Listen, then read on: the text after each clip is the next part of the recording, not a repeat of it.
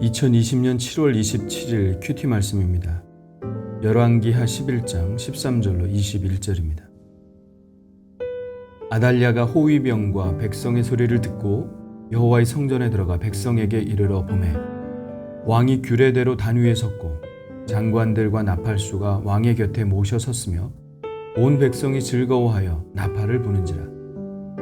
아달랴가 옷을 찢으며 외치되 반역이로다 반역이로다 하매 제사장 여호야다가 군대를 거느린 백부장들에게 명령하여 이르되 그를 대열 밖으로 몰아내라. 그를 따르는 자는 모두 칼로 죽이라 하니 제사장의 이 말은 여호와의 성전에서는 그를 죽이지 말라 함이라.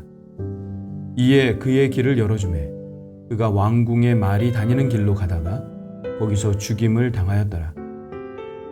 여호야다가 왕과 백성에게 여호와와 언약을 맺어 여호와의 백성이 되게 하고 왕과 백성 사이에도 언약을 세우게 하며 온 백성이 바알의 신당으로 가서 그 신당을 허물고 그 제단들과 우상들을 철저히 깨뜨리고 그 제단 앞에서 바알의 제사장 맏단을 죽이니라. 제사장이 관리들을 세워 여호와의 성전을 수직하게 하고 또 백부장들과 가릿사람과 호위병과 온 백성을 거느리고 왕을 인도하여 여호와의 성전에서 내려와 호위병의 문 길을 통하여 왕궁에 이르매 그가 왕의 왕좌에 앉으니 온 백성이 즐거워하고 온 성이 평온하더라. 아달랴를 무리가 왕궁에서 칼로 죽였더라. 요아스가 왕이 될 때의 나이가 7세였더라. 아멘. 아달랴는 성전 쪽에서 만세 소리가 나는 것을 듣고 성전으로 들어갑니다.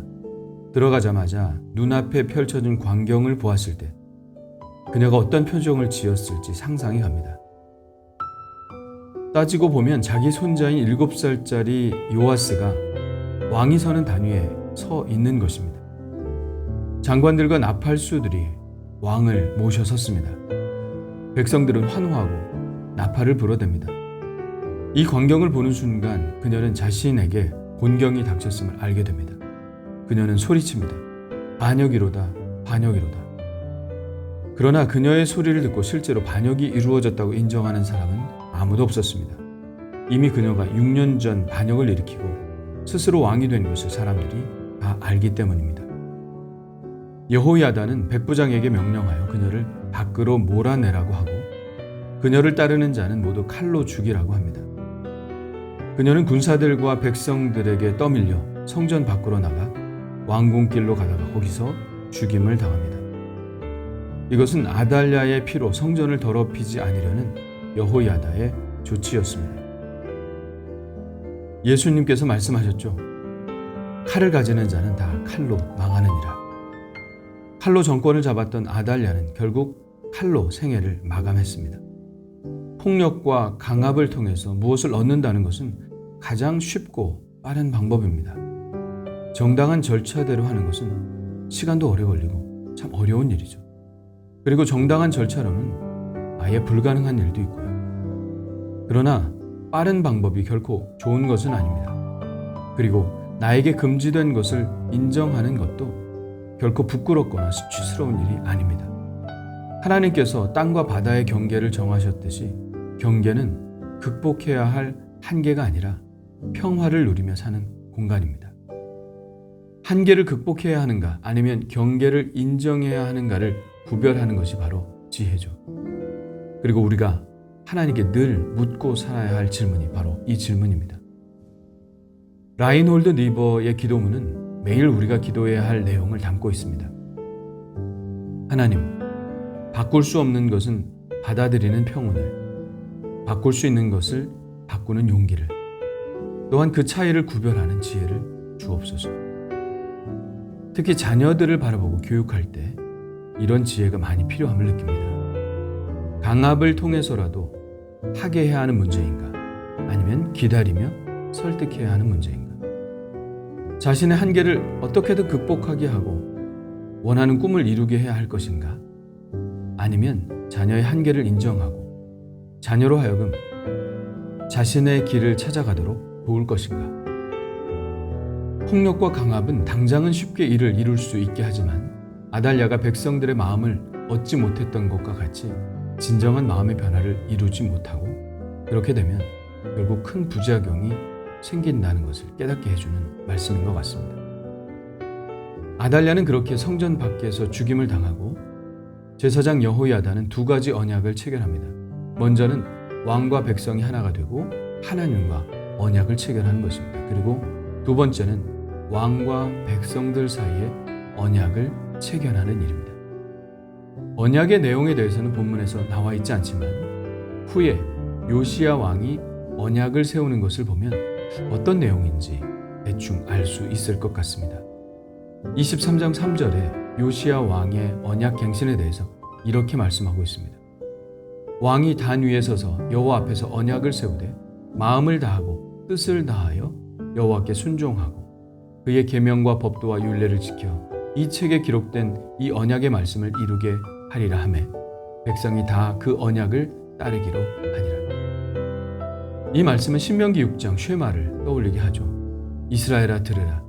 우리 하나님 여호와는 오직 유일한 여호와시니 너는 마음을 다하고 뜻을 다하고 힘을 다하여 내 하나님 여호와를 사랑하라. 오늘 내가 네게 명하는 이 말씀을 너는 마음에 새기고 내 자녀에게 부지런히 가르치며. 또 모세가 시내산에서 하나님과 맺은 언약을 상기시키기도 합니다. 출애굽기 19장 5절에 이런 말씀이 있습니다. 세계가 다 내게 속하였나니 너희가 내 말을 잘 듣고 내 언약을 지키면 너희는 모든 민족 중에서 내 소유가 되겠고 너희가 내게 대하여 제사장 나라가 되며 거룩한 백성이 되리라. 이 말씀은 하나님이 이스라엘의 유일한 하나님이 되고 이스라엘 백성은 하나님의 선민이 될 것이라는 쌍방이 체결한 계약과 같은 것인데 오늘 본문은 바로 이 말씀을 상기시키면서 왕과 백성들은 오직 하나님만 섬길 것을 언약합니다. 오직 하나님만 섬기겠다는 언약을 맺었으니 그 다음 그들의 행동은 충분히 예상이 가능하죠. 온 백성이 바알의 신당으로 가서 그 신당을 허물고 그 제단들과 우상들을 철저히 깨뜨리고 그 제단 앞에서 바알의 제사장 앗단을 죽입니다. 아달랴 치하에서 바알의 신당이 건축되고 바알에게 제사를 드리고 있었다니 참으로 기가 막힐 일이죠. 이제 이것으로 북이스라엘과 남유다의 이세벨의 악한 영향력은 종언을 맡게 됩니다. 이제 왕은 하나님의 성전에서 대관식을 마치고 왕궁으로 인도되어 왕의 자리에 앉습니다. 백성들은 즐거워하고 온 이스라엘은 평온을 되찾게 되죠. 참으로 다행한 일입니다. 이것은 그 힘든 상황 속에서도 신앙이 제대로 박혀 있었던 한 사람, 제사장 여호야다가 있었기에 가능한 일이었습니다. 그는 단지 다윗 왕조를 복원시키는 것에 목적을 두지 않았습니다. 하나님과 이스라엘이 다시 언약을 상기하고 하나님을 믿는 유일한 신앙으로 돌아오는 것에 목적을 두었습니다. 그렇습니다. 무엇을 제자리로 돌려놓는다는 것은, 무엇을 다시 바로 잡는다는 것은 가장 먼저 하나님과의 관계를 다시 설정하는 것에서 출발합니다. 하나님과 다시 친밀하고 유일한 관계를 맺을 때 모든 것은 제자리를 잡게 되는 것이죠. 지금 하나님과 당신의 관계는 어떤가요? 친밀한 관계입니까? 오늘 기도는 아까 소개했던 라이놀드 니버의 기도를 드리기를 원합니다. 하나님, 바꿀 수 없는 것은 받아들이는 평온을, 바꿀 수 있는 것은 바꾸는 용기를, 또한 그 차이를 구별하는 지혜를 주옵소서.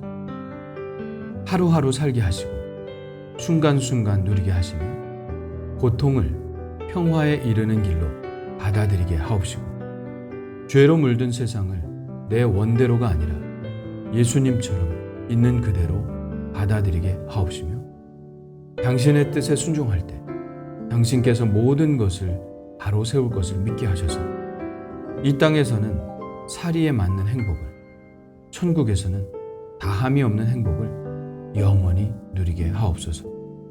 예수님의 이름으로 기도합니다.